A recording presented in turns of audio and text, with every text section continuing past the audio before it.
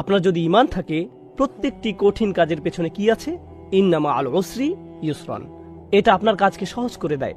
যখন কারো কোনো সমস্যা থাকে আর সে জানে এটা সহজ হয়ে যাবে, সেটা জানে, তখন সে বিষয়টা সহজে নিতে পারে। যখন কেউ এর শেষ দেখে না, তখন সে এর প্রতি আগ্রহ হারিয়ে ফেলে। কে জানে যে সামনে ভালো দিন আসছে? যার ঈমান আছে, যার সত্যিকারের ঈমান আছে। এগুলো হচ্ছে সাময়িক দুঃখ কষ্ট, সামনে চিরস্থায়ী সুখের দিন আসছে। আর আমার তো কিছুই হারায়নি। চাকরি, ধন সম্পদ, স্বাস্থ্য, আমি এগুলো হারাইনি, কারণ আমার তো আসলে কিছুই ছিল না। এগুলো সবই আল্লাহর দেয়া, আর তিনি এগুলো নিয়ে নিয়েছেন।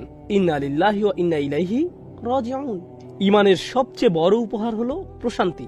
এরপর ঈমানের 3টে স্তম্ভ বা দরজা নিয়ে আমরা কথা বলেছি, আর 2টি বিষয় আলাদা করা যায় না। সেগুলো কি কি? ঈমান, ঈমান এবং আমল। এজন্যই ইন্নাল্লাযীনা আমানু ওয়া আমিলুস সলিহাত। ঈমান এবং আমলের মধ্যে আমিলুস সলিহাত নিয়ে আমরা গত সেশনে অনেক কিছু বলেছি, সুতরাং আমি খুব বেশি বলবো না। আমি চাই আপনারা এই 2টির মধ্যে সম্পর্ক বুঝতে পারেন। আমি আরেকবার বলছি, এটা সবচেয়ে ভালোভাবে বোঝা যায় সূরা বাকারায়। যখন কিবলা পরিবর্তন হয়েছিল, তখন আল্লাহ বলেন, আল্লাহ তোমাদের ইবাদত বিফল করবেন না, পূর্ববর্তী ইবাদত সমূহ। কিন্তু তিনি ইবাদত বলেননি। তিনি বলেননি অমা কান আল্লাহু লিউদিআ সালাওয়াতিকুম। তিনি বলেছেন অমা কান আল্লাহু লিউদিআ ঈমানাকুম। আল্লাহ তোমাদের ঈমান নষ্ট করবেন না। আমরা কি আশা করেছিলাম? সালাত, সালাওয়াতিকুম। যদিও তিনি সালাত নিয়েই বলেছেন, কিন্তু সালাতের সমার্থক হিসাবে তিনি বললেন ঈমান। তাহলে কেউ যদি সালাত না পড়ে, আপনারা শূন্যস্থান পূরণ করুন। আপনারা বলুন, তার আসলে কোনো ঈমান নেই। এটা খুবই ভয়াবহ অবস্থা। সুবহানাল্লাহ। নিশ্চয়ই এখন বুঝতে পারছেন সেই হাদিসটি যেখানে নবীজি সাল্লাল্লাহু আলাইহি সাল্লাম বেনামাজিদের জন্য খুবই কঠিন কথা বলেছেন। তাদেরকে খ্রিস্টান বা ইহুদিদের মতো করেই দেখা হবে। আপনি যখন হাদিসটি পড়বেন, আপনার মনে হবে এখানে কি নামাজের ব্যাপারে বলা হচ্ছে? এখানে এত কঠিন কথা কেন? কিন্তু যখন আপনি পুরোটা বিস্তারিতভাবে পড়বেন, তখন আপনি বুঝতে পারবেন এটা কত বড় ব্যাপার। সুবহানাল্লাহ। আর পরিশেষে এই সেশনটি ছিল সূরার উল্লেখিত 4টি বিষয়ের সম্পর্কের ব্যাপারে। শেষের 2টি শর্তের সাথে কিভাবে প্রথম 2টি শর্তের সাথে মিল রয়েছে। দেখুন, ঈমান আসলে একটি সম্পদ, আর এই সম্পদ আপনি ধরে রাখতে পারবেন যখন আপনি ভালো কাজ করতে থাকবেন। কিন্তু আপনি কি কোনো মহামানব যে বাকি সবাই ভয়াবহ ক্ষতির মধ্যে আছে আর আপনি তাদেরকে বাঁচাতে চাইছেন? কিন্তু তাদেরকে বাঁচাতে গিয়ে আপনার কোনো ক্ষতি হবে না। মনে করুন কেউ ক্ষুধার্ত আর আপনিও ক্ষুধার্ত। আপনি তাকে কিছু দিতে পারবেন না, কারণ আপনি নিজেও ক্ষুধার্ত। আপনার খাওয়ার কিছু থাকবে না। কিন্তু যদি এমন হয় যে তাদেরকে দেওয়ার মাধ্যমে আপনি আরো বেশি খাবার পাবেন, তারপরও আপনি যদি তাকে না দেন, তাহলে আপনি কতটা নিচু মনের মানুষ, আপনি কেমন মানুষ? সুতরাং আল্লাহ তাআলা আমাদেরকে এই সম্পদ দিয়েছেন। এই সম্পদ পাওয়ার পর স্বাভাবিকভাবেই আপনি কি আপনার মাকে এটা দেবেন না? আপনার বোন, আপনার ভাই, আপনার স্বামী, আপনার সন্তান, প্রতিবেশী, আপনার বন্ধু, আত্মীয়, আপনি কি তাদের মধ্যে এটা শেয়ার করবেন না? আর এই জানানোর বিষয়টি হলো অতাওয়াসাউ বিল হক। প্রথমত আমরা এইটুকু বুঝি। দ্বিতীয়ত বলবো, আমরা তাওয়াসাউ বিল হক নিয়ে একটু বিশ্লেষণ করব, আর তারপর আমিলুস সলিহাতের সাথে মিলিয়ে এর অর্থ বুঝব। কারণ এই আয়াত পাঠের উদ্দেশ্য কেবল আলাদাভাবে এর উপাদানগুলো বোঝা নয়, বরং এই উপাদানগুলোর মধ্যকার সম্পর্ক বুঝতে পারাই আমাদের উদ্দেশ্য। সুতরাং আমাদেরকে এই দুটোই বুঝতে হবে। তাহলে আমরা যখন বলি তাওয়াসাউ বিল হক, প্রথমত ভাষাগতভাবে ওয়াসিয়া বা তাওয়াসি শব্দটি হচ্ছে, আসলে এটা আমরা গত সেশনে আলোচনা করেছিলাম, তাই খুব সংক্ষেপে বলতে গেলে এর মানে হচ্ছে কাউকে কোনো উত্তরাধিকার বা সম্পদ লিখে দেয়া। এভাবেই শব্দটা এসেছে। যখন আপনি কাউকে আপনার সম্পদ লিখে দেন, তখন তার প্রতি আপনার সর্বোচ্চ আন্তরিকতা আর ভালোবাসা থাকে। এমনকি আপনি তাকে কিছু উপদেশ বা ওসিয়ত করে যান, আর যা কিছু আপনি তাদের জন্য রেখে যান তা অবশ্যই তাদের কাছে খুবই মূল্যবান। তাহলে কেউ যখন তাওয়াসি করতে চায়, এই ধরনের উপদেশ করার মধ্য দিয়ে তা প্রকাশ পায়। এটা ইখবার থেকে আলাদা। ইখবার বা ইলান কিংবা তালি, যখন আপনি কাউকে কিছু বলেন কিংবা কাউকে কিছু শিখান বা কারোর সাথে কোনো ব্যাপারে আলোচনা করেন, কাউকে কিছু বলেন, এগুলো তাওয়াসি নয়। তাওয়াসি এর মধ্য দিয়ে কারো প্রতি ভালোবাসা, আন্তরিকতা প্রকাশ পায়। আপনি কারোর সাথে এমনভাবে কথা বলেন যা দিয়ে তার প্রতি সত্যিকারের উদ্বিগ্নতা প্রকাশ পায়, আর আপনার মনে হয় যেন আপনার সময় শেষ হয়ে আসছে, আপনি সব সম্পদ রেখে চলে যাবেন, আপনার খুব বেশি সময় নেই, তাহলে আপনাকে তাড়াতাড়ি করতে হবে, আমাকে এই সব কিছু তোমার কাছে বুঝিয়ে দিতে হবে, আমি এখান থেকে চলে যাওয়ার আগেই যেন তুমি সবকিছু বুঝতে পারো। এটাই হলো তাওয়াসি এর মর্মার্থ। এরপর বিল হক শব্দটিকে আমরা 3 ভাবে বুঝতে পারি, আর এগুলোর প্রত্যেকটি মিলেই এই পুরো বাক্যটির অর্থ বোঝা যায়। প্রথমত, এই শব্দের শুরুর বা, এটাকে আমরা ক্রিয়ার বিশেষণ হিসেবে নিতে পারি। এটা একটা ক্রিয়া বিশেষণাত্মক বাক্য হতে পারে। বাংলা করলে এর মানে দাঁড়ায় তারা একে অপরকে উপদেশ দেয়, তারা তাওয়াসি দেয়, তারা একে অপরকে উৎসাহিত করে। এটা হলো সরল অনুবাদ। তারা একে অপরকে সর্বোচ্চ আন্তরিকতার সাথে উপদেশ দেয়, সত্যিকার ভাবেই, সত্যের সাথে বা সত্যের দিকে না বলে, সত্যের সাথে বা সত্যের দিকে না বলে আমি এর অনুবাদ করেছি সত্যিকার ভাবেই। আমি শব্দটিকে ক্রিয়া বিশেষণ হিসেবে নিয়েছি, অর্থাৎ যখন তারা একে অপরকে উপদেশ দেয় তারা সত্যিকার অর্থে সেই উপদেশটি দেয়। তারা বিষয়টিকে হালকাভাবে নেয় না বা উপদেশ দেওয়ার সময় সংকোচ বোধ করে না, এবং উপদেশ দেওয়ার ক্ষেত্রে তারা প্রকৃত অর্থে সৎ এবং আন্তরিক। অনেক সময় এমন হয়, যখন আপনি কাউকে উপদেশ দিতে যান, তাকে সত্যিটা পুরোপুরিভাবে বলার আগে আপনি দুইবার ভাবেন, কারণ আপনি তখন ভাবেন কি জানি সেটা শুনে আবার কি ভাববে। আপনি সত্যিটা জানানোর প্রতি পুরোপুরি সৎ নন। কিন্তু এখানে আমরা দেখছি যে যেহেতু এটা ক্রিয়া বিশেষণাত্মক বাক্য, বিলহাক শব্দটি হালও হতে পারে। আমরা এখানে দেখতে পাচ্ছি যেভাবে আপনি এই উপদেশটি দিবেন তা হবে পুরোপুরি সত্যিকার ও আন্তরিক। এতে আন্তরিকতা থাকবে, এতে পুরোপুরি সততা থাকবে। এটা হলো প্রথম বিষয়। বাংলা ভাবার্থ করলে বিলহাকের আরও একটি অর্থ হতে পারে সত্যের সাথে। আর এখানে আমরা বেশ কয়েকজন সাহাবীর তাফসির দেখতে পাই যারা বলেছেন সত্য বলতে এখানে, যেমন কাতাদা বলেছেন সত্য বলতে এখানে কোরআন বোঝানো হয়েছে, বা সত্য বলতে এখানে তাওহীদ বোঝানো হয়েছে, বা ওয়াহি বোঝানো হয়েছে, কিংবা রাসূল সাল্লাল্লাহু আলাইহি সাল্লামের উত্তরাধিকারকে বোঝানো হয়েছে। এ থেকে আমরা যা বুঝতে পারি তা হলো, যখন আপনি কাউকে কোনো উপদেশ দিবেন, আপনি তাকে কোরআনের মাধ্যমে উপদেশ দিবেন। অর্থাৎ যখন আপনারা একে অপরকে উপদেশ দিবেন, আপনি কিসের দ্বারা উপদেশ দিবেন? একটি আয়াতের মাধ্যমে।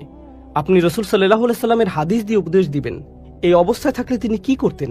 এই অবস্থার ব্যাপারে তিনি কি বলেছেন? আল্লাহ এই ব্যাপারে কি বলেছেন? কেউ হয়তো জীবনের আশা হারিয়ে ফেলেছে, আপনি কিভাবে তাকে তাওয়াসি বিল হক দিবেন? আপনি বলবেন, ইয়া আখি ইয়া ইবাদিয়াল্লাযীনা আসরাফু আলা আনফুসিহিম লা তাকনাতু মির রাহমাতিল্লাহ। তুমি কি জানো না আল্লাহ বলেছেন, হে আমার বান্দাগণ যারা নিজের উপর বাড়াবাড়ি করেছো, আল্লাহর রহমত থেকে নিরাশ হয়ো না। আপনি তাওয়াসি বিল হক করলেন সত্যের মাধ্যমে। আপনি উৎসাহ দিলেন, উপদেশ দিলেন সত্যের মাধ্যমে, সত্যের দ্বারা।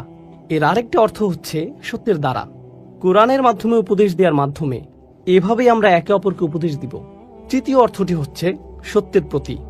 তাহলে আমরা পেলাম সত্যিকার ভাবে, আমরা পেলাম সত্যের মাধ্যমে, আর শেষে পাচ্ছি সত্যের প্রতি।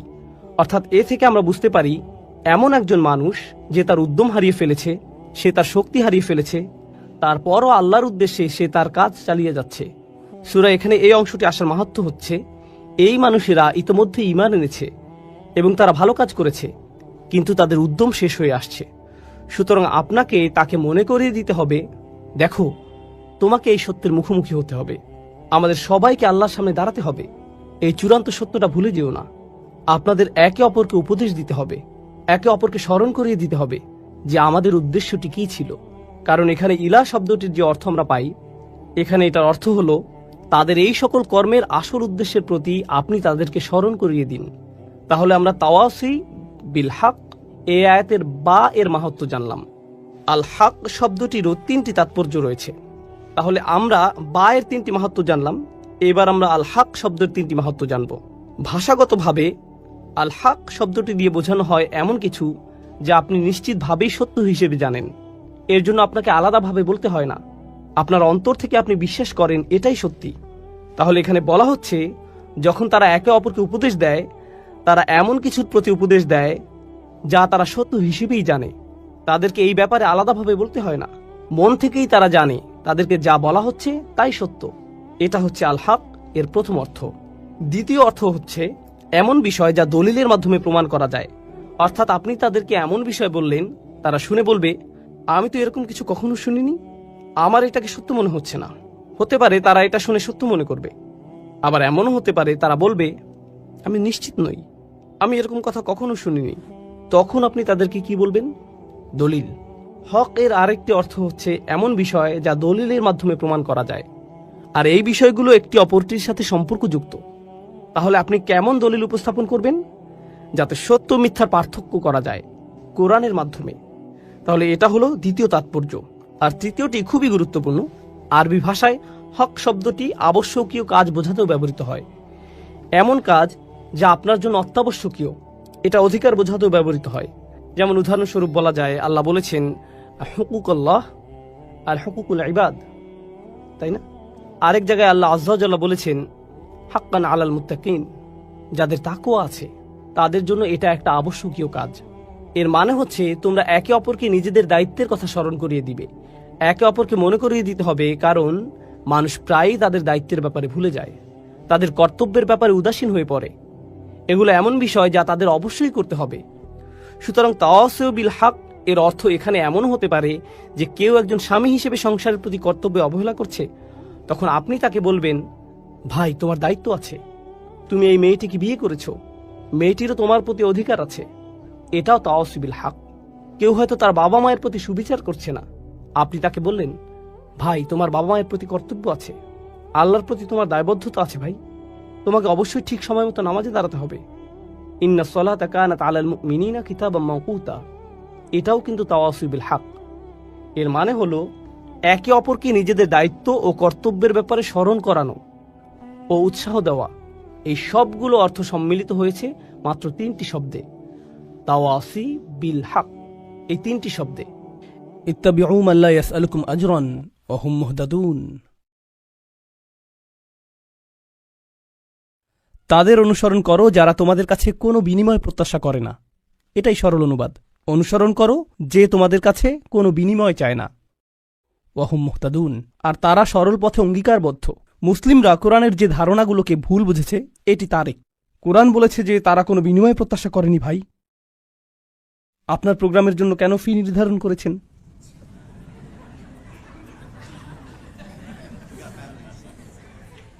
না না, এটা জানার বিষয়। কোরআন আরো বলছে, ইয়াশতারুনা বিআয়াতিল্লাহি সামানান কলিলান, তারা আল্লাহর আয়াত বিক্রি করে সামান্য মূল্যের জন্য। নিজের জন্য আপনার লজ্জিত হওয়া উচিত। আল্লাহর আয়াত বিক্রি করা গোটা কোরআনের সবচেয়ে ভুল বোঝা ধারণাগুলোর একটি। বিষয়টা খুলে বলছি। রসুল সাল্লাল্লাহু আলাইহি সাল্লাম মুসাব ইবনে উমাইরকে মদিনায় প্রেরণ করেছিলেন। জানেন আপনারা, মুসাব ইবনে উমাইর ছিলেন অত্যন্ত প্রতিভাবান তরুণ, যাকে মদিনায় প্রেরণ করা হয়েছিল কোরআন শিক্ষা দেওয়ার জন্য। তিনি ছিলেন অত্যন্ত ধনী পরিবারের সন্তান, কিন্তু তার পরিবার তাকে ত্যায্য করেছিল। এরপর তার পরিধানের বস্ত্রও ছিল না। বদরের যুদ্ধে তিনি শহীদ হলেন। কাফনের কাপড় দিয়ে যখন তার পা আবৃত করা হলো, মাথা উন্মুক্ত হয়ে গেল। আবার যখন মাথা আবৃত করার চেষ্টা করা হলো, পা উন্মুক্ত হয়ে গেল।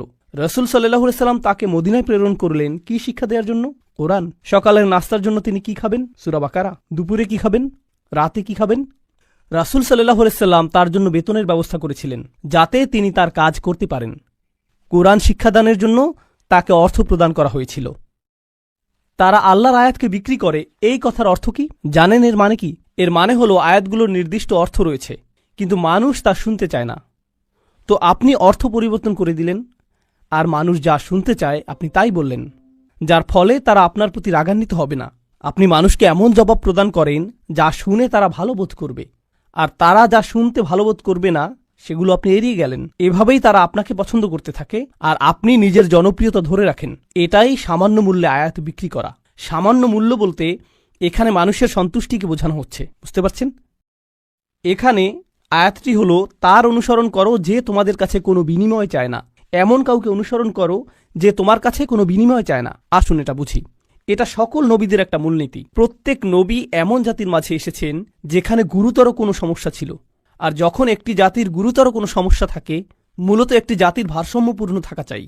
কিন্তু যখন তারা কোনো অপরাধ সংঘটিত করে, তখন তারা ভারসাম্য হারাতে থাকে, আর ভারসাম্যহীনতা খারাপ হতেই থাকে, হতেই থাকে, হতেই থাকে। এটা এমন অবস্থায় পৌঁছে যখন গোটা জাতিটা ভেঙে ছিন্ন ভিন্ন হওয়ার উপক্রম হয়। আর রাসূলের কাজ হলো তাদেরকে সেই ভারসাম্যহীনতা থেকে টেনে তোলা এবং আবারও সঠিক অবস্থানে নিয়ে আসা, বুঝতে পারছেন? কিন্তু যখন একটি ভারসাম্যহীনতা জনপ্রিয় হয়ে যায়, সকলে এটা করতে থাকে, সকলেই এতে অভ্যস্ত হয়ে যায়, আর এটা উদযাপনের বিষয়ে পরিণত হয়, এটাই ফ্যাশনে পরিণত হয়, তখন এটার বিরুদ্ধে বলা কি সহজ? না। উদাহরণস্বরূপ, এখনকার সময়ে সমকামিতার বিরুদ্ধে বলাটা বেশ কঠিন হয়ে গিয়েছে, তাই না? লূত আলাইহিস সালাম কি এমন সময়ে বসবাস করেছেন যখন এটা জনপ্রিয় ছিল? হ্যাঁ। তাকে কি এর বিরুদ্ধে কথা বলতে হয়েছিল? হ্যাঁ। তিনি কি এর জন্য বিরোধিতার সম্মুখীন হয়েছিলেন? হ্যাঁ। বিষয়টা কোরআনে আসার পেছনে কারণ রয়েছে। আপনি যদি এর বিরুদ্ধে বলেন, মানুষ আপনার দিকে তেড়ে আসবে। লূত আলাইহিস সালামের কথা কোরআনে এজন্যই এসেছে। যখন আপনি এমন বিষয় নিয়ে কথা বলেন যাতে গোটা সমাজ আচ্ছন্ন থাকে, তারা এই বিষয়টির প্রশংসা করে, আর আপনি এর বিরুদ্ধে কথা বলেন, তখন তারা আপনার দিকে তেড়ে আসবে। এখন যদি আপনি অর্থ উপার্জন অব্যাহত রাখতে চান, অথবা যদি আপনি সেই সমাজে বসবাস অব্যাহত রাখতে চান, আপনি যদি নিরাপদ অবস্থানে থাকতে চান, তখন আপনি কোন বিষয়গুলো এড়িয়ে যাবেন? সেই বিষয়গুলো যা নিয়ে তার আচ্ছন্ন। আপনি অন্য কোনো বিষয় নিয়ে কথা বলবেন। লূত আলাইহিসসালাম শুধু পিতামাতার প্রতি সৎ ব্যবহার নিয়ে কথা বলতে পারতেন। তিনি শুধু কথা বলতে পারতেন প্রতিবেশীর সাথে উত্তম আচরণ নিয়ে। তিনি শুধু নামাজ নিয়ে কথা বলতে পারতেন। যৌন পাপের বিষয়গুলো তিনি এড়িয়ে যেতে পারতেন, কারণ এগুলো ছিল অতি বিতর্কিত, তাই না? তিনি যদি এটা করতেন তাহলে কি তিনি ঝামেলায় পড়তেন? না, কোনো ঝামেলা হতো না। আর প্রসঙ্গক্রমে তিনি কিন্তু এখনো ভালো কাজ নিয়েই কথা বলছেন। পিতামাতার প্রতি সদাচরণ একটি ভালো কাজ, নামাজ পড়া একটি ভালো কাজ, দানশীলতা একটি ভালো কাজ। তো কেন তাকে এমন বিষয়বস্তু বেছে নিতে হলো যা তাকে ঝামেলায় ফেলবে? আসলে এটাই একজন রাসূলের কাজ। তারা এসেছেন এই বিষয়গুলো নিয়ে কথা বলার জন্য, যা নিয়ে অন্য কেউ বলার সাহস করবে না। আর আল্লাহর পক্ষ থেকে তারা রায় দিবেন। ওয়াল কুরআনিল হাকিম।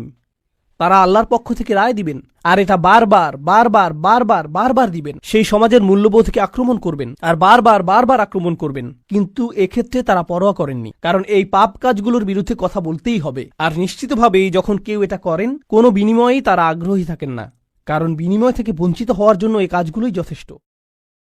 মাল্লা ইয়াসআলুকুম আজরন। তাদেরকে অনুসরণ করো যাদের কোনো স্বার্থ নেই, কারণ এটা জনপ্রিয় হওয়ার পথ না, এটা ধ্বংসপ্রাপ্ত হওয়ার পথ। অহম মুহতাদুন। তারা তাদের ব্যক্তিগত জীবনে সুপথ প্রাপ্ত, সৎ পথের প্রতি অঙ্গীকারবদ্ধ। এখন বিষয়টি বুঝুন। সৎ পথের প্রতি অঙ্গীকারবদ্ধ। রাসূলগণ ছিলেন বক্তা, কিন্তু বক্তা আর কারা আছেন? আপনারা কি সমাজের অন্য বক্তাদের কথা বলতে পারেন? স্কলাররা। ইসলামী পরিবেশের বাইরের কথা বলছি। রাজনীতিবিদরা। রাজনীতিবিদরা হলেন বক্তা, তাই না? ঠিক আছে। তো রাসূলগণ আপনাকে রীতিনীতি নিয়ে বলেন, সমাজ পরিবর্তন নিয়ে বলেন, তাই না? রাজনীতিবিদরাও কি কখনো কখনো সমাজ পরিবর্তন নিয়ে কথা বলেন? অবশ্যই। কিন্তু যখন রাজনীতিবিদরা সমাজ পরিবর্তনের কথা বলে, আমরা দেশের উন্নতি করতে চাই, আমরা জাতির উন্নতি করতে চাই, আমরা এটাকে শক্তিশালী করতে চাই, ইত্যাদি ইত্যাদি ইত্যাদি, তারপর আপনি যখন তাদের ব্যক্তিগত জীবন পর্যবেক্ষণ করেন, আপনি কি পান? আপনি পান দুর্নীতি। তো তাদের কথাগুলো অনেক উঁচু মানের, কিন্তু তাদের চরিত্র অনেক নিচু। আর প্রসঙ্গক্রমে আপনি দেখেন যে তারা উঁচু মানের জিনিসগুলো নিয়ে কথা বলে এজন্য যে তারা ক্ষমতা চায়, তারা মন্ত্রী হতে চায়, তারা বিনিময় চায়, তারা কোনো কিছুর প্রতি লালায়িত। যখন নবীরা কথা বলেন, তারা কি চান?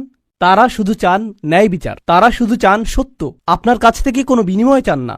আর উপরন্তু আপনি যদি নবীদের ব্যক্তিগত জীবনের দিকে লক্ষ্য করেন, তারা সর্বদাই সঠিক পথের প্রতি অঙ্গীকারবদ্ধ ছিলেন। ওয়াহুম মুহতাদুন। তো বাণীটি নিখুঁত এবং বাণীবাহকও নির্ভেজাল। এই ধারণাটি কি আগেও শেখানো হয়েছিল? হ্যাঁ। ইন্নাকা লামিনাল মুরসালিন আলা সিরাতিম মুস্তাকিম। আরেকবার পুনরালোচনা। কোরআন এরকমটাই করে, আয়াতগুলো পরস্পর সম্পর্কযুক্ত। এখন পরের আয়াতে অমালি, অর্থাৎ আমার কি সমস্যা হয়েছে, সেই মানুষটি এখনো কথা বলছেন, সেই রজুল, সেই আদর্শ ব্যক্তি, আল্লাহর ইচ্ছায় যার নাম আমরা কোনো একদিন জান্নাতে জানতে পারব। তিনি বলেছেন, আমার কি সমস্যা হয়েছে? লা আবুদুল্লাযী ফাতারানি। আমি কি সেই সত্তার উপাসনা করব না যিনি অস্তিত্বহীন অবস্থা থেকে আমাকে গড়েছেন? ওয়া ইলাইহি তুরজাউন। আর তোমাদের সকলকে তারই কাছে ফিরিয়ে নেওয়া হবে। এখন মালি। In Arabic we say wa mali la af'al التي شأنها أن يوردها المتكلم في رد على من أنكر عليه فعلا. ইবনে আশুর এটা উল্লেখ করেছেন যে যখন কেউ বলে আমার কি সমস্যা হয়েছে যে আমি এটা অথবা সেটা অথবা অন্য কিছু করব, এর অর্থ হলো কেউ তাকে বলেছে যে এই তোমার কি সমস্যা হয়েছে, তুমি কেন ধর্ম ত্যাগ করেছো, আর সে তার দিকে ফিরে এর জবাব দিচ্ছে। তো প্রকৃতপক্ষে উক্তিটি যদিও লিপিবদ্ধ হয়নি, কিন্তু তার বক্তব্যের ধরন দেখে আমরা বুঝতে পারছি এই তোমার কি সমস্যা হয়েছে, কেন তুমি এই মিথ্যা ধর্মের পক্ষে কথা বলছো। আর তিনি তার দিকে ফিরে বলছেন আমার এমন কি হয়েছে যে আমি তার উপাসনা করব না যিনি আমাকে সৃষ্টি করেছেন, আর তোমাদের সকলকেও তার কাছে ফিরিয়ে নেওয়া হবে। এটা উপলব্ধি করো যে তোমাদেরকেও ফিরিয়ে নেওয়া হবে। বাক্যটি শুরু হয়েছে আমার কি সমস্যা হয়েছে এটা দিয়ে, শুরু হয়েছে তাকে দিয়ে, আর বাক্যটি শেষ হয়েছে তোমাদের সকলকে তার কাছে ফিরিয়ে নেওয়া হবে। তো তিনি কাকে দিয়ে শুরু করেছেন? নিজেকে দিয়ে। আপনি যদি মানুষের সাথে একাত্ম হয়ে গিয়ে এই বাণী তাদের কাছে প্রচার করতে চান, আপনাকে নিজের সম্পর্কে অনেক কিছু স্বীকার করতে হবে। মানুষকে আপনার এটা বলার সক্ষমতা থাকতে হবে যে তোমরা সমস্যার সম্মুখীন হবে। আমি যদি কাউকে পরামর্শ দিই ভ্রমণ সম্পর্কে, আপনি এই এয়ারলাইন্সে না গিয়ে অমুক এয়ারলাইন্সে যান, আমি যদি এমনটা বলে শুরু করি যে ভাই আমি এই এয়ারলাইন্সে গিয়েছিলাম, তারা এত বেশি দেরি করেছিল, তারা আমার লাগেজ হারিয়ে ফেলেছিল, অমুক এয়ারলাইন্সে যান, এটা কি পরামর্শটিকে বেশি আবেদনময় করে তুলছে? কারণ আপনি নিজের কথা প্রথমে বলেছেন, আর যেহেতু আপনি কোনো একটি অভিজ্ঞতার শিকার হয়েছেন, এখন আপনি ঐকান্তিকভাবে তার কল্যাণের জন্য তার কাছে আসছেন। কিন্তু যদি আপনি তার কাছে গিয়ে বলেন, হে তুমি এই এয়ারলাইন্সে যাচ্ছ, তুমি একটা স্টুপিড, এটা কি এমন ব্যবহার যার ফলে মানুষ রাজি হবে? না, বরং এটা অপমানজনক। তিনি নিজের সম্পর্কে বলছেন, কারণ তিনি চান না যে তারা তাকে ঘৃণা করুক। তিনি ঘৃণার উদ্রেককারী কোনো কথা বলতে চান না, তিনি একপাশে কোনো কথা বলতে চান না, তিনি শুধু তার নিজের সম্পর্কে কথা বলতে চান। দেখো আমার দিক থেকে এটা হবে বড় ধরনের অপরাধ, দেখো আমার দিক থেকে এটা হবে বড় ধরনের অপরাধ যদি আমি তাকে উপেক্ষা করি যিনি আমাকে সৃষ্টি করেছেন। তোমরা সকলেও তার কাছে ফিরে যাচ্ছ। এটা কথা বলার খুবই ভালোবাসাপূর্ণ উপায়, যেটা তিনি ইতিমধ্যে শুরু করেছেন ইয়া কওমি বলার মাধ্যমে। এজন্যই তিনি তার জাতির প্রতি ভালোবাসার টানে ছুটে এসেছিলেন। তো তিনি বললেন, ওমা লিয়ালা আবুদুল্লাযী ফাতারানি ওয়া ইলাইহি তুরজাউন আত্তাখিযু মিন দুনিহি আলিহা, আমার কি তাকে ছাড়া অন্য কাউকে উপাস্য মানা উচিত? ইউরিদনির রহমান বিদুররিন, যদি আর রহমান বা অবিশ্বাস্য রকম দয়ালু সত্তা সিদ্ধান্ত নেন যে কোনো ক্ষতি নেমে আসবে, লা তুগনি আন্নি শাফাআতুহুম শাইআ, অন্য সকল মিথ্যা উপাস্য মিলে আমাকে মুক্ত করতে সক্ষম হবে না। তাদের সকলের মিনতি, তাদের সকলের মধ্যস্থতা, তাদের এই অনুরোধ যে হে আল্লাহ তাকে ছেড়ে দিন, সে আমার উপাসনা করত, এগুলোর কোনোটাই কাজে আসবে না। লা ইউনকিযুন, তারা আমাকে রক্ষা করতে পারবে না। যদি আল্লাহ আমার প্রতি অসন্তুষ্ট হন, এই সব প্রতিমা আমাকে পরিত্রাণ দিতে পারবে না, এই সব পৌরাণিক উপাস্যগুলো আমাকে রক্ষা করতে পারবে না। কেন আমি অন্য কারো কাছে যাব? জানেন তিনি এখানে কি করছেন? তিনি তাদের ধর্মের সমালোচনা করেছেন, তাই না? কারণ তারা অন্য উপাস্যে বিশ্বাস করে। কিন্তু এভাবে না বলে যে তোমাদের কি সমস্যা, কেন তোমরা এই সকল উপাস্যে বিশ্বাস করছো, তারা তোমাদের রক্ষা করতে পারবে না, এর পরিবর্তে তিনি বললেন, কিভাবে আমি এই সকল উপাস্যে বিশ্বাস করতে পারি? তারা আমাকে সাহায্য করতে পারবে না। কাকে? আমাকে। আমি শুধু আমার নিজেকে নিয়ে চিন্তিত। আত্তাখিযু মিন দুনিহি আলিহা ইন ইউরিদনির রহমান, যদি আর রহমান আমার উপর কোনো ক্ষতি নামানোর সিদ্ধান্ত নেন। প্রথমত তিনি আমি সর্বনামটি ব্যবহার করেছেন, কারণ এখন তিনি তাদের মূর্তিগুলো নিয়ে কথা বলবেন। আপনি অন্য মানুষের ধর্ম নিয়ে কথা বলতে পারেন যতক্ষণ এটা আপনার সাথে প্রাসঙ্গিক হয়। কেন এটা আপনার কাছে যুক্তিসঙ্গত মনে হয় না? তাদের সম্পর্কে না, বরং আপনার সম্পর্কে। এই জিনিসটা আমার কাছে যুক্তিসঙ্গত মনে হয় না, এই জিনিসটা আমার সাথে যায় না, এটা আমি আমার নিজের জন্য সঙ্গতিপূর্ণ মনে করি না। কেন আপনি এভাবে কথা বলবেন? কারণ আপনি এটাকে আত্ম অহংকারের প্রতিযোগিতায় পরিণত করতে চান না। এখানে দ্বিতীয় বিষয়টি হল আর রহমান, যদি আর রহমান অকল্যাণ দেওয়ার সিদ্ধান্ত নেন, তারা আমাকে রক্ষা করতে পারবে না। দাঁড়ান, আর রহমান শব্দটির অর্থ কি? যিনি অকল্যাণ দেন। এর অর্থ কি? আর রহমান অর্থ যিনি দয়ালু, যিনি যত্ন করেন, যিনি ভালোবাসা প্রদর্শন করেন। তো কেন তিনি বলছেন যে আর রহমান যদি কোনো অকল্যাণ করতে চান? আর রহমান শব্দটি এবং ক্ষতি শব্দটি একে অপরের সাথে যায় না, তাই না? তারা একসাথে যায় না। জানেন তিনি তাদেরকে কি বলেছেন? তোমরা আর রহমানকে নিয়ে এর আগে উপহাস করেছ। তোমরা বলেছ মা আনজালার রহমান মিন শাই, আর রহমান কোনো কিছু প্রেরণ করেননি। তারা ইতিমধ্যেই এই নামটি ব্যবহার করেছে। তার নাম অবিশ্বাস্য রকম ক্ষমাশীল এবং অত্যাধিক ক্ষমাশীল, কিন্তু এর অর্থ এই নয় যে তার অকল্যাণ সাধন করার ক্ষমতা নেই। আপনি তার নাম থেকে সুযোগ নিতে পারবেন না, আর ভাবতে পারবেন না যে কোনো কিছুই হবে না। আরে ভাই, আল্লাহ মহান, কোনো সমস্যা হবে না। কিছু মানুষ আল্লাহর সাথে আপোষ মীমাংসা করতে চায়। আমি আল্লাহর জন্য এত কিছু করি, আমি যদি সামান্য কয়েকটি বিষয় কখনোই না করি, এতে কোনোই সমস্যা নেই। আল্লাহর এটা বোঝা উচিত। আসলেই তার বোঝা উচিত। এমনভাবে কথা বলছেন যে তিনি এটা বুঝেন না। আপনি কি আল্লাহ সম্পর্কে এভাবে কথা বলার অবস্থানে রয়েছেন? হ্যাঁ, কারণ তিনি আর রহমান। ওকে, তাহলে দেখা যাবে এজন্যই আপনি কোরআনের সবচেয়ে কঠোর আয়াতগুলোর মধ্যে আর রহমান শব্দটি পাবেন, যাতে আপনি এই বিষয়টি বুঝে নিতে পারেন যে অবিশ্বাস্য রকম ক্ষমাশীল হওয়ার গুণটি তাকে ন্যায় বিচার থেকে বিরত রাখবে না এবং তার কর্তৃত্বকেও খর্ব করে না। আর প্রসঙ্গক্রমে এই আয়াতে তিনি আসলেই আর রহমান। কেন জানেন? কারণ আল্লাহর একজন বান্দা, প্রত্যেক মানুষই আল্লাহর বান্দা, সে স্বীকার করুক আর নাই করুক। যখন আল্লাহর একজন বান্দা পাপের উৎসে পরিণত হয়, তখন সে হয় এই পৃথিবীতে ক্যান্সারের মতো, যে পাপ কাজ ছড়াতে থাকে। আর তখন আল্লাহ অন্য সকল সৃষ্টির প্রতি রহমা প্রদর্শন করেন তাকে সরিয়ে ফেলার মাধ্যমে। এটাও আর রহমান নামের অন্তর্ভুক্ত। কখনো তার দয়া প্রদর্শিত হয় অন্য সকল সৃষ্টির প্রতি, যখন তিনি তাদেরকে রক্ষা করেন আপনার কাছ থেকে। ইন ইউরিদনির রহমান বিদুররিন লা তুগনি আন্নি শাফাআতুহুম শাইআ। সুবহানাল্লাহ। এখন আমরা তার বক্তব্যের প্রায় শেষে রয়েছি। ইন্নী ইযাল্লা ফী যালালিম মুবিন। যদি এমনটাই হয়, যদি আমি আল্লাহ ছাড়া অন্য কারো উপাসনা করি, যদি আমি অন্য উপাস্য গ্রহণ করি, তাহলে আমি সুস্পষ্ট বিভ্রান্তিতে পড়ে যাব, আমি সম্পূর্ণরূপে বিভ্রান্ত হয়ে যাব। তিনি বিভ্রান্ত নন, তিনি বলছেন তোমরা সবাই বিভ্রান্ত, কিন্তু তিনি তাদেরকে আঘাত করতে চাইছেন না। তাই তিনি বলছেন আমি অত্যন্ত বিভ্রান্তিতে পড়ে যাব যদি আমি এমনটা করি। ইন্নী আমানতু বিরব্বিকুম, আমি ঈমান এনেছি তোমাদের প্রভুর প্রতি, তোমাদের প্রতিপালকের প্রতি। তিনি বলেননি যে আমি ঈমান এনেছি আমার প্রভুর প্রতি, আমার প্রভুর প্রতি। তিনি বলেছেন আমি ঈমান এনেছি তোমাদের প্রভুর প্রতি। তিনি আমি থেকে তুমিতে পরিবর্তন করলেন। আমি আপনাদেরকে একটা সমীকরণ দিচ্ছি, আমি যোগ তুমি সমান সমান আমরা। আমি যোগ তুমি সমান কি? আমরা। তো তিনি শুরু করেছেন আমি দিয়ে, তিনি যাচ্ছেন তুমিতে, কারণ তিনি এর দ্বারা কি বোঝাচ্ছেন? আমরা পৃথক নই। আমি চাই আমরা সবাই যেন সুখী হই, আমি চাই আমরা সবাই যেন আল্লাহর কাছে পরিত্রাণ পাই। এটা আমি বনাম তোমরা নয়, এটা আমি এবং তোমরা। দাওয়াতি কাজ মানে প্রতিপক্ষ নয়, এর অর্থ বিতর্ক নয়, এর অর্থ যুক্তিতর্ক নয়। আমরা এটাকে এগুলোতে পরিণত করেছি। আমি একটি দাওয়াতি প্রোগ্রাম করতে চাই যেখানে আমি খ্রিস্টানদের সাথে বিতর্ক করব। আপনার কোথাও ভুল হচ্ছে, এটা এভাবে কাজ করে না। এর জন্য একটা নির্ধারিত অবস্থান রয়েছে, তবে এটাকে দাওয়াতি কাজ বলে না, এটাকে বলে জিদাল। এর জন্য কোরআনের ভিন্ন শব্দ রয়েছে, আর সেটা হলো সর্বশেষ পন্থা। আমরা শুরুতেই এটা করব না, কখনোই করব না। তো এখন তিনি বলছেন ইন্নী আমানতু বিরব্বিকুম, আমি তোমাদের সকলের প্রভুর প্রতি ঈমান এনেছি, তোমাদের সকলের প্রভুর প্রতি ঈমান এনেছি। ফাসমাউন, আমার কথা শোনো, আমার কথা শোনো। তিনজন রাসূল কথা বলেছেন, আর তিনি বলছেন আমার কথা শোনো, আমি যা বলছি তা শুধু শোনো। কখনো কখনো আমি শিক্ষক হিসাবে এই বিষয়টা খেয়াল করি। আমি আরবি শেখাই অথবা চেষ্টা করি। ধরুন ছাত্ররা সামনে বসে শিখছে, আর তখন একজন সহকারী আসলো, শিক্ষকের সহকারী একজন আসলো, আর ছাত্রদের কাঁধে হাত রেখে বলল মনোযোগ দিয়ে পড়ো। আমি কিন্তু মনোযোগ দিতে বলিনি। একজন সহকারী এসে বলল মনোযোগ দিয়ে পড়ো। এর কি কোনো প্রভাব রয়েছে? হ্যাঁ। এর কি ভিন্ন ধরনের প্রভাব রয়েছে? হ্যাঁ।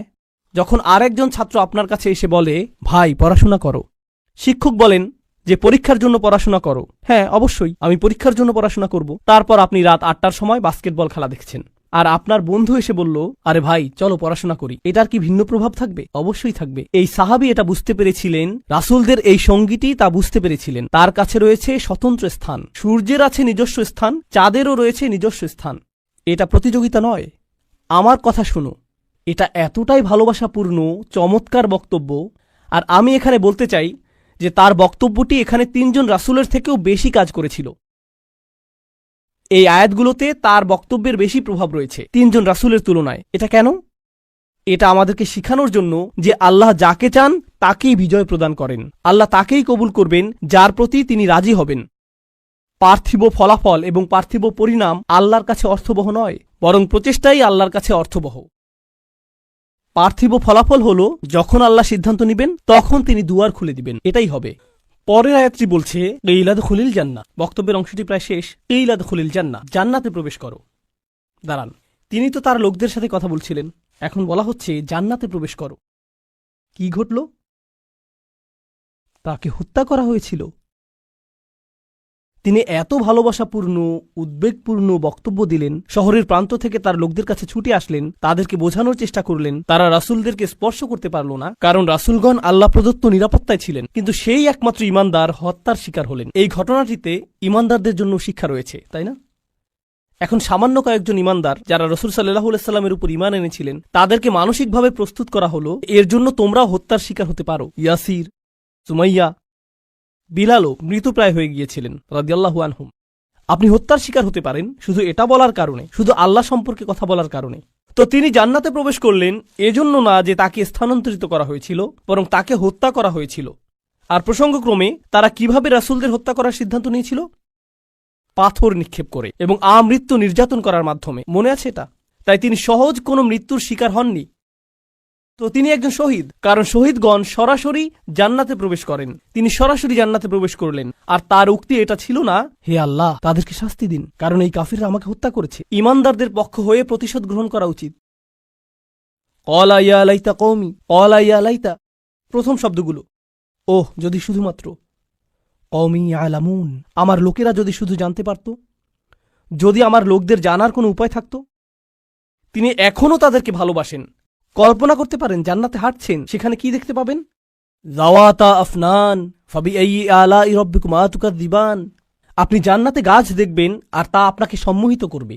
আপনি ঝর্ণাধারা দেখবেন আর সম্মোহিত হয়ে যাবেন। আপনি ফল দেখতে পাবেন আর প্রথম কামড়ের পর আপনি নিজেকে হারিয়ে ফেলবেন। আপনি আপনার সুন্দরী স্ত্রীদের দেখবেন আর আনন্দে দিশেহারা হয়ে যাবেন। তিনি এই সব কিছু দেখছেন আর তিনি বলছেন না ও, তিনি শুধু বলছেন ও আমার লোকেরা, যদি শুধু তারা জানতে পারত।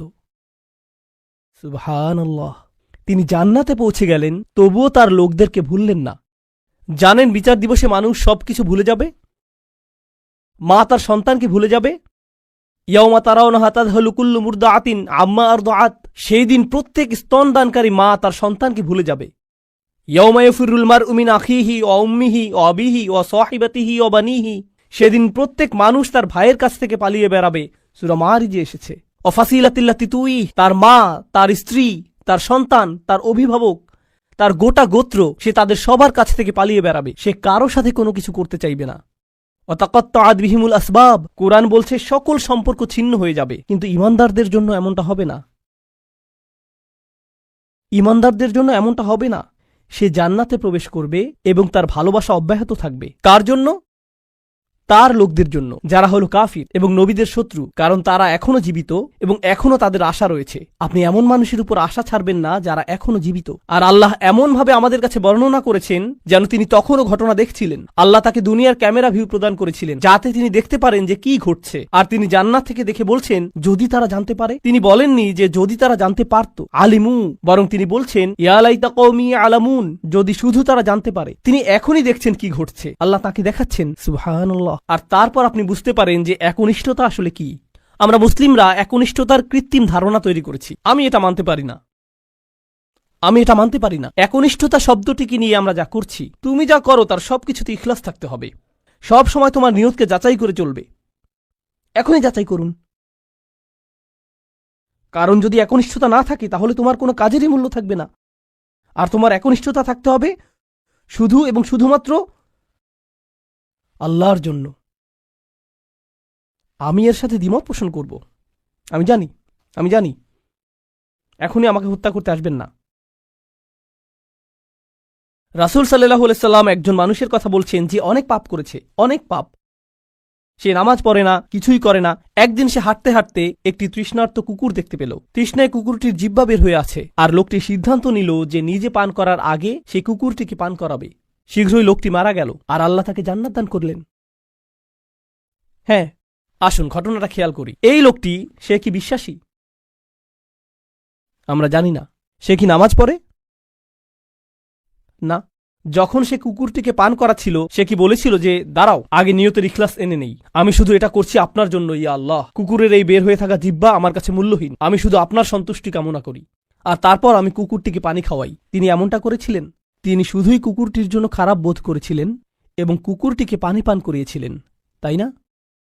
তো কুকুরটির জন্য তার উদ্বেগের ব্যাপারে তিনি একনিষ্ঠ ছিলেন। তার ইখলাস ছিল, তাই না? এখানে এই ঈমানদারটি তার লোকদেরকে ভালোবাসেন, কিন্তু তিনি কি বলেছেন যে এটা যদি আল্লাহর জন্য না হতো তাহলে আমি আমার লোকদের ঘৃণা করতাম। তিনি এজন্য তাদেরকে ভালোবাসেন কারণ তারা তারই লোক, আর এটাই তার লোকদের জন্য একনিষ্ঠতা। ইবাদতের ক্ষেত্রে আল্লাহর প্রতি আপনার একনিষ্ঠতা থাকতে হবে। আপনার পিতামাতার প্রতি আপনার একনিষ্ঠতা থাকতে হবে, শুধু আল্লাহর জন্য না, বরং এজন্য যে তারা আপনার পিতামাতা। আপনার একনিষ্ঠতা থাকতে হবে অন্য মুসলিমদের জন্য, কারণ তারা আপনার মুসলিম ভাই। আপনার একনিষ্ঠতা থাকতে হবে আপনার প্রতিবেশীর জন্য। আপনার একনিষ্ঠতা থাকতে হবে আপনার কাজের প্রতি, আপনার লেখাপড়ার প্রতি। আপনার একনিষ্ঠতা থাকতে হবে আপনার ব্যবসায়ের অংশীদারের প্রতি। এই সব কিছুই একনিষ্ঠতা। আপনি কৃত্রিমভাবে এটা বানাতে পারবেন না। না, আমি তোমার বন্ধু হতে পারবো না, কারণ এটা আল্লাহর সন্তুষ্টির জন্য না। আমরা শুধু একসাথে বাস্কেটবল খেলবো, আর এটা আখিরাতে আমার কোনো কাজে আসবে না। আমি জানি না কে এই অদ্ভুত কথা আপনাকে শিখিয়েছে। যখন আপনি আপনার নিয়ত যাচাই করছেন বাস্কেটবল খেলায় বল ছোড়ার আগে, কারণ এতে কোনো ইখলাস নেই। এটা এইভাবে কাজ করে না।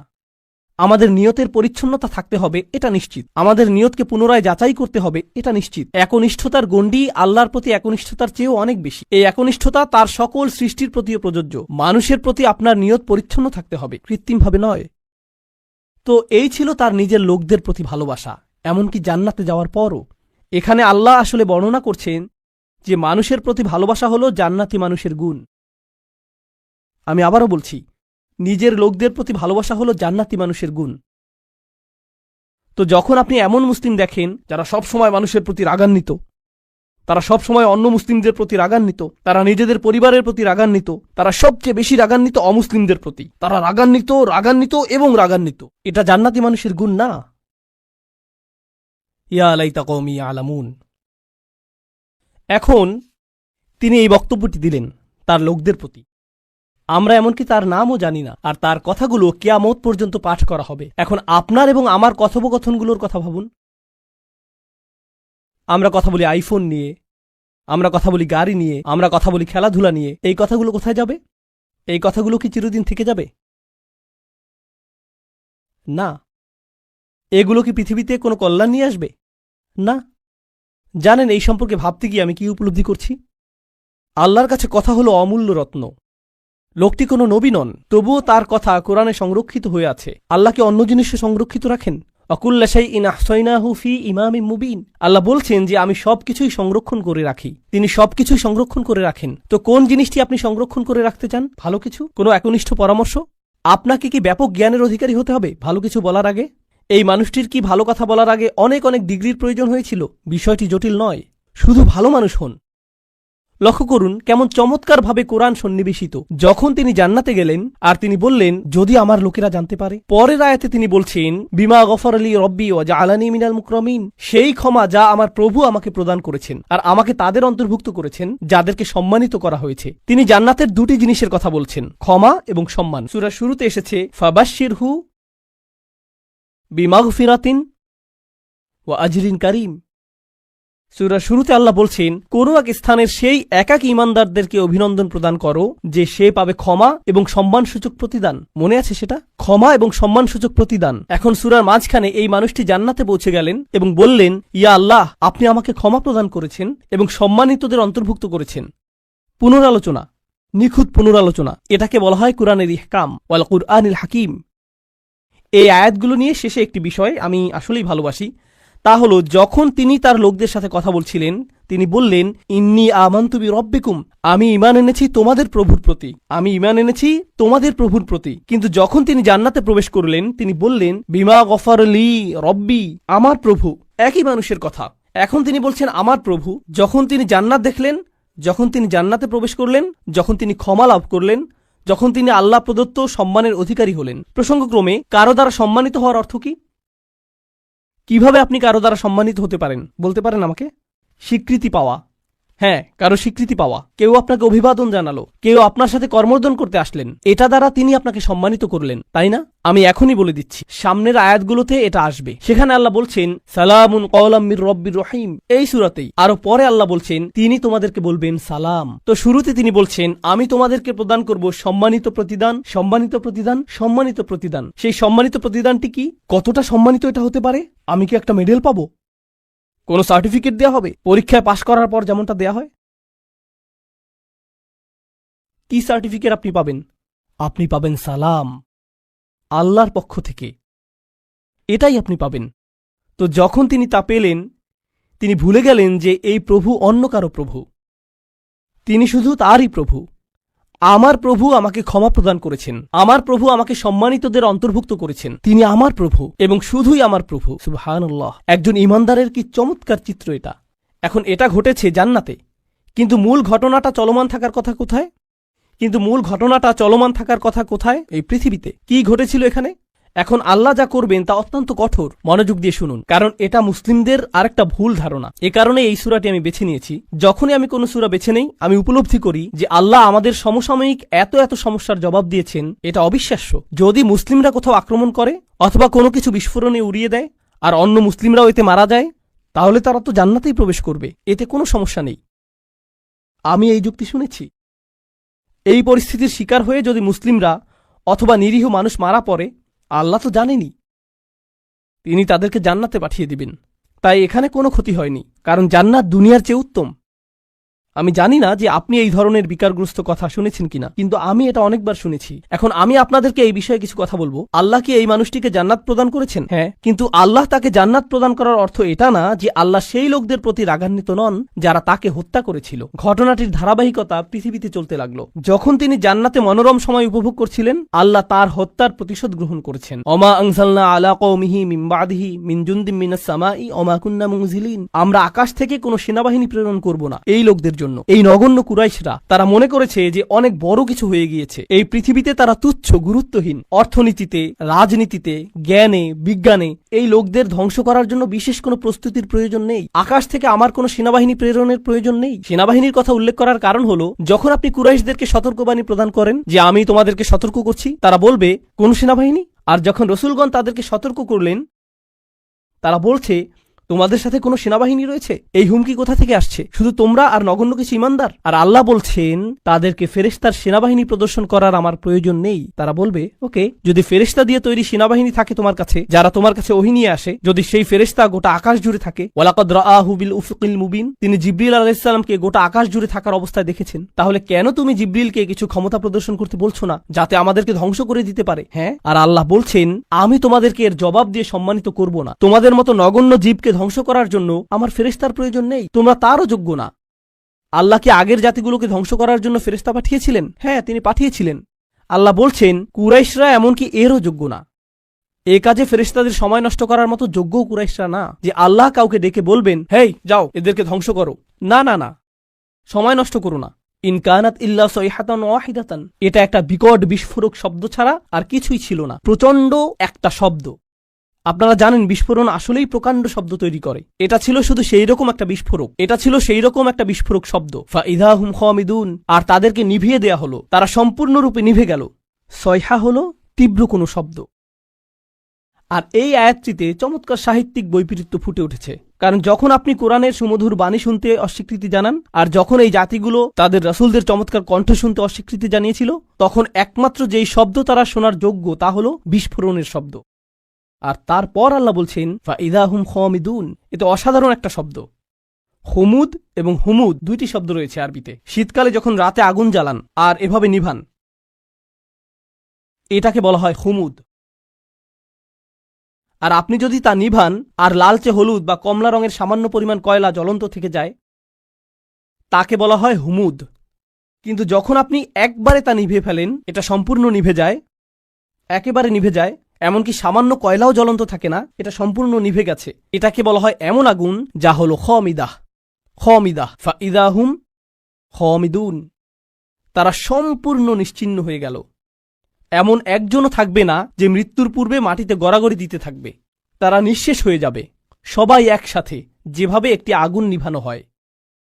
আর প্রসঙ্গক্রমে তাদের মৃত্যুকে আগুন নিভানোর সাথে তুলনা করার মাধ্যমে তাদেরকে তুলনা করা হয়েছে আগুনের সাথে। আর আপনি যদি তাদেরকে আগুনের সাথে তুলনা করেন, তাহলে এর অর্থ হল তারা বিপজ্জনক। আপনি যদি আগুনকে জ্বলতে দেন, আগুন কি হবে? ছড়িয়ে পড়বে। তাই অন্য সকল জাতির প্রতি রহমা এবং করুণাস্বরূপ আল্লাহ সিদ্ধান্ত নিলেন যে এই ক্যান্সার, এই আগুনকে নিভিয়ে ফেলতে হবে। ফাইদা হুম খামিদুন, আর এটা ছিল একজন ইমানদারকে হত্যার পরিণাম। তো এখন দ্বিতীয় এই অনুচ্ছেদটির উপসংহারে এসেছে ইয়া হাসরাতান আলাল ইবাদ মা ইয়াতিকুম মির রাসূলিন ইল্লা কানু বিহি ইস্তাহজিউন। মানুষের জন্য বিষয়টা কতটা পরিতাপের। আল্লাহ নিজে এটাকে পরিতাপের বিষয় হিসেবে বিবেচনা করছেন। তিনি সেই জাতিকে নিশ্চিহ্ন করে দিয়ে বলেননি যে দেখেছো আমি কি করতে পারি, বরং তিনি বলছেন সেটা একটা পরিতাপের বিষয়। আরবিতে হাসরা বলতে বোঝায় It means هي شدة الندم والتألم والتحسر والحزن على ما مضى. এর দ্বারা আসলেই গভীর দুঃখ প্রকাশ বোঝায় অতীতে ঘটে যাওয়া সবকিছুর জন্য। আল্লাহ নিজে এটাকে পরিতাপের বিষয় বলেছেন। কেন তারা উপদেশ গ্রহণ করল না? আলাল ইবাদ, বান্দাদের জন্য কি সাংঘাতিক পরিতাপের বিষয়। তিনি তাদেরকে বান্দা বলছেন। কেন তিনি বান্দা বললেন? কেন তিনি বললেন না যে ইয়া হাসরাতান আলাল কুফার? কি পরিতাপের বিষয় কুফফারদের জন্য, অবিশ্বাসীদের জন্য। তিনি তাদেরকে বান্দা বললেন। জানেন কেন? কারণ মানব সত্তার গভীরে প্রত্যেক মানুষের সম্ভাবনা রয়েছে আল্লাহর বান্দা হওয়ার। এটা কতটা পরিতাপের বিষয়! এটা তোমার ভিতরেই ছিল, এটা অতিরিক্ত কোনো বিষয় নয় যা তোমাকে বাইরে থেকে আনতে হবে। আমি ইতিমধ্যেই তা তোমার ফিতরাতের মধ্যে দিয়ে দিয়েছি। কেন তুমি এটাকে চালু করলে না? তুমি নিজেই অন বাটন চাপতে পারতে। মা ইয়াতিহিম মির রাসূলিন, এমন কোন রাসূল তাদের কাছে আসেনি, ইল্লা কানু বিহি ইস্তাহজিউন, তারা শুধুই যা করেছে তা হলো তাদেরকে উপহাস। যখনই একজন রাসূল এসেছেন তারা তাকে নিয়ে উপহাস করেছে। এখন এই আয়াতে আল্লাহ বলেননি যে তারা রাসূলদের হত্যা করেছে অথবা তারা রাসূলদের হুমকি দিয়েছে। তিনি বলেছেন যে তারা রাসূলদের নিয়ে উপহাস করেছে। কিন্তু এর আগে আপনারা শিখেছেন তারা বলেছিল যে তারা রাসূলদের হুমকি দিবে, তারা তাদেরকে অভিশাপ হিসেবে গণ্য করবে, মনে আছে সেটা? কিন্তু এখানে যখন পরিতাপের বিষয়টি আসলো, তিনি বলছেন যে এই আযাবের সম্ভাবনার সূচনা হয়েছে তাদেরকে উপহাস থেকে। যখন একটি জাতি রাসূলদের নিয়ে উপহাস করা শুরু করে তখন থেকে তাদের ধ্বংসের সময় গণনার জন্য ঘড়ির কাঁটা চালু হয়ে যায়। তাদের ধ্বংসের প্রথম ধাপ হলো মূলত কার্টুনে যেরকম ডিনামাইট বোমার ছবি আঁকা থাকে, যেখানে বুঝতে পার, যখন তারা রাসূলদের নিয়ে উপহাস করে এটা শুরু হয়ে যায়। এটাই এখানে বলা হয়েছে, রাসূলদের নিয়ে উপহাস করবেন না, কারণ এর অর্থ আপনি নিশ্চিহ্ন হওয়ার জন্য রাস্তা ধরেছেন। এখন যখন আল্লাহ বলছেন কত রাসূল এসেছে কিন্তু তারা ঈমান আনেনি, তারা শুধু উপহাস করেছে। আপনি সূরাটির শুরুতে শিখেছেন ওয়াসাওয়াউন আলাইহিম আনযারতাহুম আম লাম তুনদিরহুম লা ইউমিনুন। ধারণাটি পুনরায় জোরদার হচ্ছে। কি পরিতাপের বিষয়! এত রাসূল এসেছেন কিন্তু মানুষ উপদেশ শুনে না। আলাম ইয়ারাউ কাম আহলাকনা ক্বাবলাহুম মিনাল কুরুন, তারা কি দেখেনি তাদের পূর্বে কত শহর আমরা ধ্বংস করে দিয়েছি, কত জাতি ইতিমধ্যে ধ্বংসপ্রাপ্ত হয়েছে? তারা কি তা দেখে না? তিনি কাকে উদ্দেশ্য করে বলছেন? তিনি রাসূল সাল্লাল্লাহু আলাইহি সাল্লামের সময়ের লোকদের উদ্দেশ্য করে বলছেন এবং বলছেন যে কেন তারা ইতিহাস পর্যবেক্ষণ করে না, কেন তারা দেখে না যে যা রয়েছে তাদের পেছনে।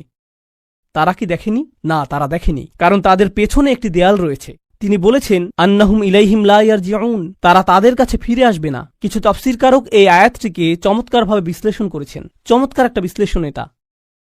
তারা বলে যে তারা তাদের কাছে ফিরে আসবে না, অর্থ হলো সেই জাতিগুলো যেগুলো ধ্বংস হয়েছে, যেহেতু তারা সম্পূর্ণ নিশ্চিহ্ন হয়ে গিয়েছে আর কেউ রক্ষা পায়নি, তাদের কারোরই সন্তান অথবা বংশ টিকে থাকেনি, তো তোমাদের কেউ বলতে পারবে না যে তোমরা ফেরাউনের বংশধর অথবা লুতের জাতির বংশধর অথবা সালেহ বা শুআইবের জাতির বংশধর, যেহেতু সেই জাতিগুলো সম্পূর্ণ নিশ্চিহ্ন হয়ে গিয়েছিল। তোমরা তাদের কারো কাছে ফিরে যাও না। আপনারা জানেন মানুষ বলে থাকে যে আমার রক্ত রাসূল সাল্লাল্লাহু আলাইহি সাল্লামের বংশে ফিরে যায়। এর অর্থ এই না যে তারা তাদের কাছে ফিরে আসবে না, বরং তোমরা তাদের কাছে ফিরে যাও না, কারণ তাদের ভবিষ্যৎ প্রজন্ম এবং বংশ সম্পূর্ণরূপে নিশ্চিহ্ন হয়ে গিয়েছিল। আন্নাহুম ইলাইহিম লা ইয়ারজিউন। তো তোমরা যখন মনে করো যে তোমাদের ভবিষ্যৎ রয়েছে, তোমরা এত আত্মবিশ্বাসী কেন যে আসলেই তোমাদের ভবিষ্যৎ রয়েছে? আর প্রসঙ্গক্রমে যেহেতু তাদের নামও সম্পূর্ণ মুছে গেছে, হয়তো সেজন্যই আল্লাহ শহরটির নাম উল্লেখ করেননি। এজন্য যদি তিনি তার নাম উল্লেখ করতেনও কেউ তা চিনতেও পারত না, কারণ এর কোনো অস্তিত্ব এখন নেই। একটা নির্ধারিত সময়ে আল্লাহ তাদেরকে ইতিহাস থেকে মুছে দিয়েছেন। তাদের প্রত্যেক অনুসারী, গোটা জাতিটি বিলুপ্ত হয়ে গিয়েছিল, তাই তাদের নাম উল্লেখ করা অপ্রয়োজনীয়। এখন আল্লাহ বলছেন তারা বিলুপ্ত হয়ে গিয়েছে, যার অর্থ ইতিহাসে তারা বিস্মৃত হয়ে গিয়েছে। তারপর তিনি কুরাইশদের সম্পর্কে বলেছেন যে তোমরা নগণ্য একটা জাত, কিন্তু পরের আয়াতে তিনি এই সব কিছুকে একসাথে সংযুক্ত করেছেন। সম্পূর্ণ এই অনুচ্ছেদটির শেষে তিনি বলছেন ওয়া ইন কুল্লুল লাম্মা জামিউল লাদাইনা মুহদারুন, তারা তাদের কাছে ফিরে আসবে না। আর যখন তোমরা মারা যাবে নিজেদের সন্তানদের কাছেও তোমরা ফিরে আসবে না। তোমাদের প্রত্যেকেই, আমি বলে রাখছি যে তোমাদের সকলকে এবং অন্য সকল প্রজন্মের, অন্য সকল জাতির কাফেররা যারা তোমাদের মতো, তাদের সকলকে একত্রিত করা হবে। তবে তাদেরকে একত্রিত করা হবে আমারই সামনে হিসাব প্রদান করার জন্য। ওয়া ইন কুল্লুল লাম্মা জামিউল লাদাইনা মুহদারুন, এটা আসলে আগের আয়াতের সম্পূর্ণ বিপরীত। কিভাবে? শুধু এটুকু অনুধাবন করুন, এরপর আমরা বিরতি নেব।